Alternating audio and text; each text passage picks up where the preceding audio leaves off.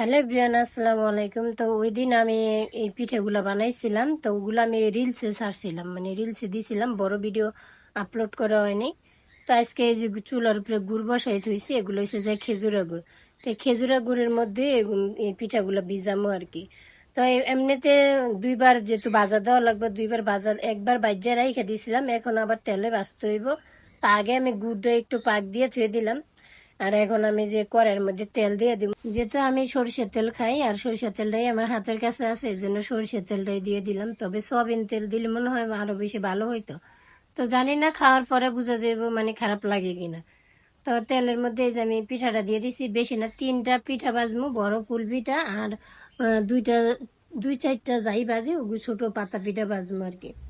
তো আগে একটা ভাজা দিয়ে থুয়ে দিয়েছিলাম বাদামি কালার কইরা, আর এখন আবার আমি এই যে এটার মধ্যে হালকা একটা ভাজা দিয়ে তারপরে ওই যে গুড়ের মধ্যে ভিজাই দিলি।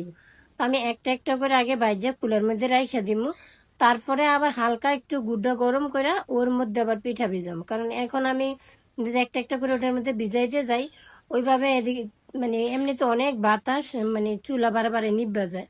তো এই জন্য আমি চুলাটা নিভে যাওয়ার বয়ে আমি আরো পিঠা দিতেছি না, আগে একটা একটা করে ভাজা নিই, পরে হালকা গুড়টা গরম করে ওর মধ্যে যে এক পিস এক পিস করে মানে পিঠাটা ভিজিয়ে নিব আর কি।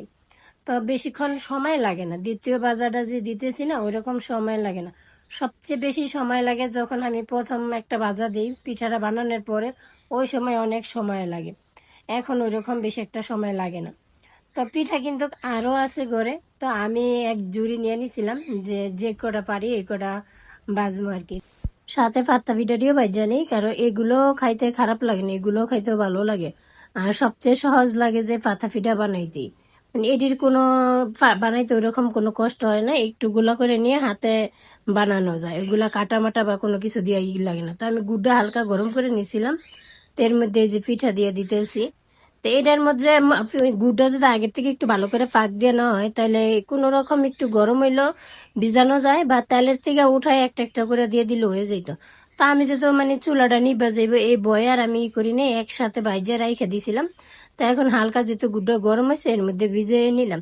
তো বললাম আমি মোট 3টা পিঠা পাচ্ছি, একটা বড়, দুইটা ওই একরকম ফুল, আর একটা হচ্ছে যে গোলের মধ্যে, আর এই যে এই পাতা পিঠাগুলো, তো এগুলা দিয়ে দিলাম। এখন যেটুকু গরম আছে গুড়টা ওর মধ্যে হয়ে যাবে যে আমার নিচে 2টা পিঠা আর এই যে একটা, তিনটা পিঠাই। সবাই ভালো থাকবেন, সুস্থ থাকবেন, আল্লাহ হাফেজ।